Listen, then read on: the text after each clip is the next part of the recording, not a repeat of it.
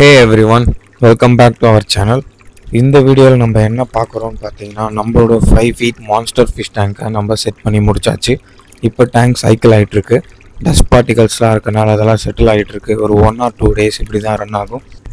And இதுதான் நம்ம சேனலில் ஃபர்ஸ்ட் டைம் பார்க்குறீங்கன்னா சப்ஸ்கிரைப் பண்ணி வச்சுக்கோங்க. ஸோ தட் இந்த மாதிரி tank setup videos, fish feeding, அந்த மாதிரி ஃபிஷ் ரிலேட்டட் வீடியோஸ்லாம் உங்களுக்கு ரெகுலராக வரும்.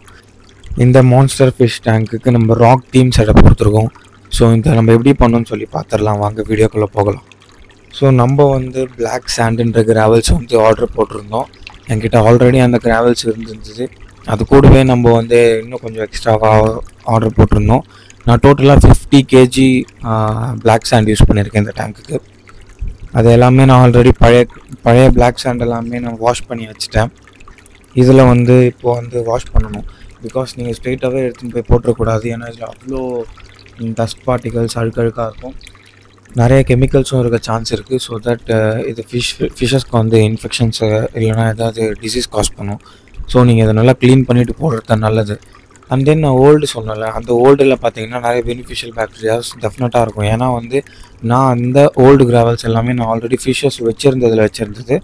அதை சும்மா லைட்டாக வந்து வாஷ் பண்ணிவிட்டு தான் நான் அதை யூஸ் பண்ண போகிறேன். அண்ட் அதுலேயும் பெனிஃபிஷியல் பாக்டீரியாஸ் நம்மளுக்கு கிடைக்க போகுது. ஸோ நம்ம பெனிஃபிஷியல் பாக்டீரியா க்ரோ பண்ணுற பீரியடை வந்து கொஞ்சம் கம்மி பண்ணுறதுக்கு அந்த கிராவல்ஸும் யூஸ் ஆகும். இது ஒரு நல்ல சீப்பான சப்ஸ்ட்ரேட் தான். ஏன்னா வந்து இது வந்து அவ்வளோ காஸ்ட்லி கிடையாது கிராவல்ஸ் எல்லாம் கம்பேர் பண்ணுற அளவுக்கு. அண்ட் அக்வேரியம் சாண்டை கம்பேர் பண்ணுற அளவுக்கு கூட இது காஸ்ட்லி கிடையாது. இது கொஞ்சம் சீப்பாக கிடைக்கும். அண்ட் தென் இதை வந்து பிளாக் சாண்டுன்னு தான் சொல்லுவாங்க.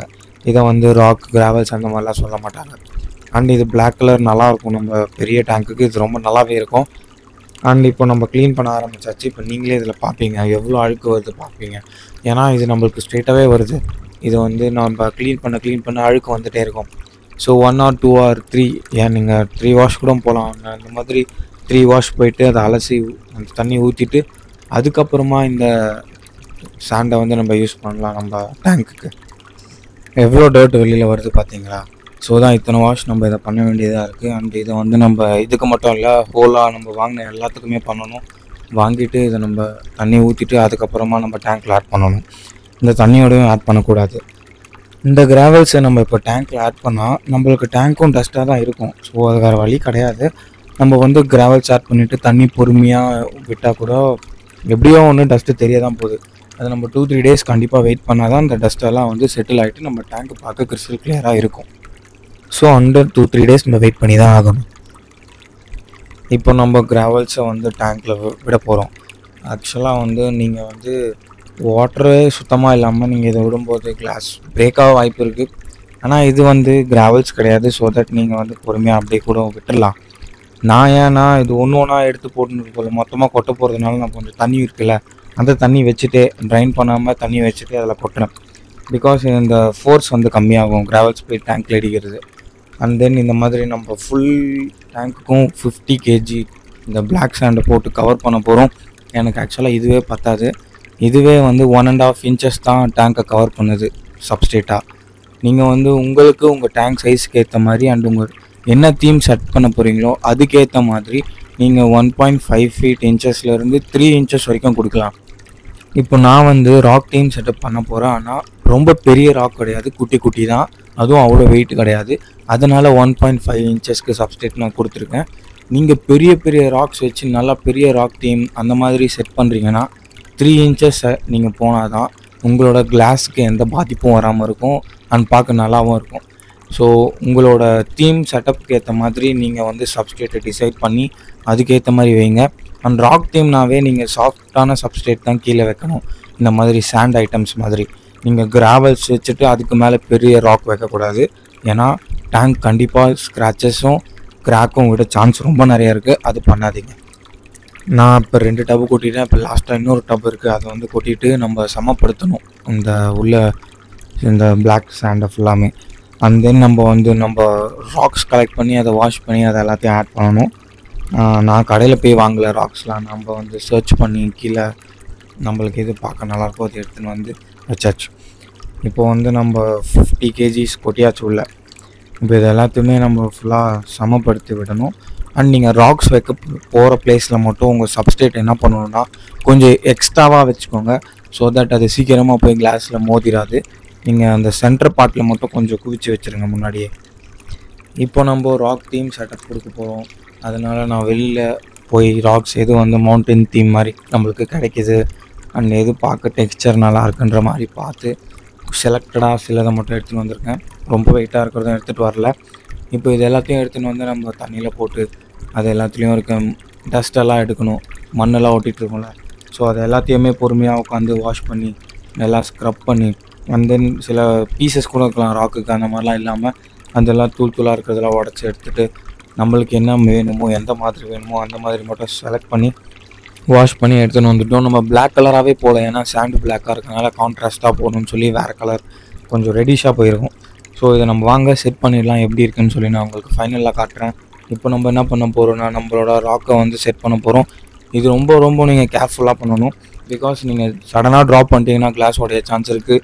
நீங்கள் எடுத்துகிட்டு போகிறப்பவே கூட கிளாஸில் இடிச்சிட்டா கிளாஸ் உடைய சான்ஸ் இருக்குது. ஸோ இந்த மாதிரி நீங்கள் ஆட் பண்ணுறப்போ ரொம்ப கேர்ஃபுல்லாக பண்ணுங்கள். அண்ட் இது வந்து நம்ம வந்து ராக்கை வந்து லைனாக ஒரு லேயராக வந்து வைக்க போகிறோம். எல்லாமே குட்டி தான். ஸோ அப்படியே ஒரு 6 or 7 ராக்ஸ் வந்து நம்ம அப்படியே லைனாக மவுண்டன் மாதிரி கொடுக்க போகிறோம்.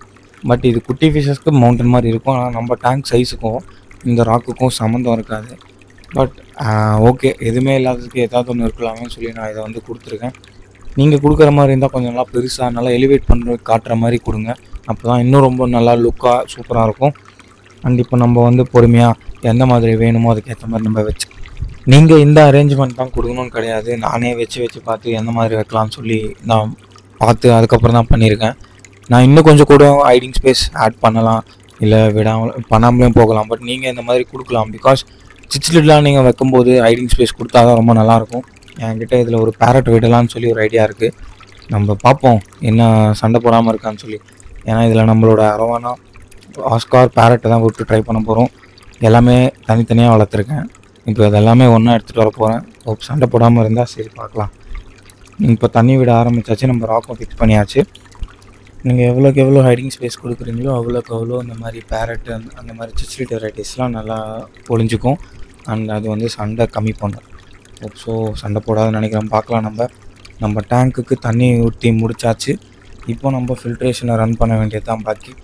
டேங்க் வந்து இப்படி தான் இருக்கும். நம்ம டேங்க் நம்ம செட் பண்ணி முடித்தோன்னே ஃபைனல் ரிசல்ட் கொஞ்சம் க்ளவுடியாக இருக்கும். அதுக்கு நம்ம டைம் கொடுக்கணும். ஒரு 2 days கொடுத்தா தான் ஃபர்ஸ்ட் டைம் செட் பண்ண டேங்க்கு அவ்வளோ நாள் எடுத்துக்கும். இதே நீங்கள் புதுசாக பண்ணாமல் பழைய டேங்க் இப்போ நீங்கள் க்ளீன் மட்டும் அழுக்காக இருக்குது க்ளீன் பண்ணிட்டு ஒரு நைட்டு விட்டிங்கனாவே போதும். நெக்ஸ்ட்டு பார்க்க கிறிஸ்டல் கிளியராக இருக்கும். ஏன்னா அவ்வளோ பெனிஃபிஷியல் பேக்டீரியாஸ் அதில் இருக்கிறனால. இதில் பெனிஃபிஷியல் பேக்டீரியாஸ்லாம் சுத்தமாக கிடையாது. ஸோ இப்படி தான் டஸ்ட்டாக இருக்கும். நம்ம வளர்க்க போக தான் டேஸ் போக தான் நம்ம டேங்க் கிறிஸ்டல் கிளியராக மாறும். அண்ட் பயோமீடியாஸ் ரொம்ப ரொம்ப இம்பார்ட்டன்ட். நீங்கள் எவ்வளோக்கு எவ்வளோ பயோமீடியாஸ் வைக்கிறீங்களோ அவ்வளோக்கு எவ்வளோ பெனிஃபிஷியல் பேக்டீரியாஸ் க்ரோ ஆகி அதில் இருக்கும். ஸோ அது எல்லாமே நம்மளுக்கு யூஸ்ஃபுல்லாக இருக்கும். இப்போ நம்ம டேங்கை ரன் பண்ண ஸ்டார்ட் பண்ணியாச்சு. உங்களுக்கு தெரியுதான்னு தெரியல, நம்ம ஃபில்ட்ரேஷன் மேலே இருக்குது பார்த்தீங்களா, டாப் ஃபில்டர். அதில் தண்ணி மேலே கொஞ்சம் கொஞ்சமாக ஏறி பார்த்துட்டே இருந்தீங்கன்னா தெரியும். இது வந்து ஃபஸ்ட் லேயர் நம்ம என்ன கொடுத்துருக்கோன்னா broken pots, ceramic rings, already old ceramic ரிங்ஸ்லாம் இருக்கும். அதை தாண்டி வந்ததும் ஸ்பாஞ்ச் லேயர் இருக்கும்.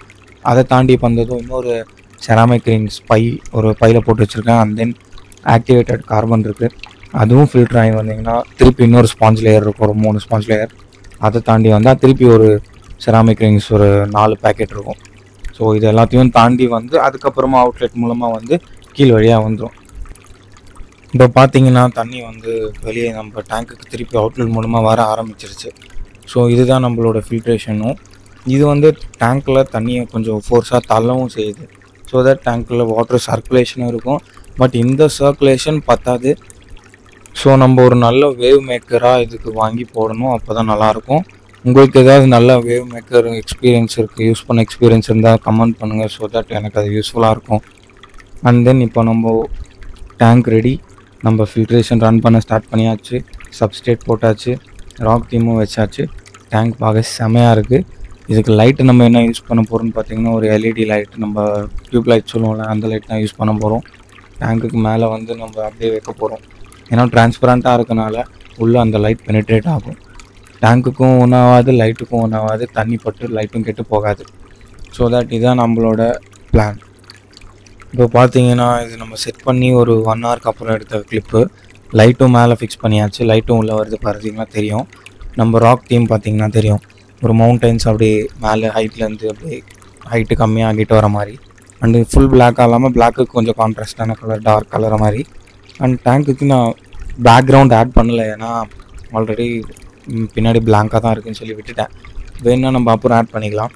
ஸோ நம்ம டேங்க் ரன் ஆகிட்டு ஓடுறத பார்க்கவே செமையாக இருக்குது. இதுதான் நம்மளோட டேங்க் செட்டப் வீடியோ. இந்த வீடியோ உங்கள் எல்லாருக்கும் பிடிச்சிருக்குன்னு நம்புகிறேன்.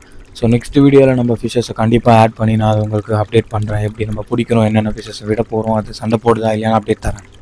இந்த வீடியோ உங்களுக்கு பிடிச்சிருந்தால் லைக் பண்ணிக்கோங்க, நம்ம சேனலை சப்ஸ்கிரைப் பண்ணனா பண்ணிக்கோங்க. அப்போ தான் நம்ம ரெகுலராக போடுற அப்டேட்ஸ் எல்லாமே ஃபிஷ் ரிலேட்டட் கண்டென்ட்ஸ் எல்லாமே உங்களுக்கு ரெகுலராக வரும். ஸோ தேங்க்யூ ஃபார் வாட்சிங்.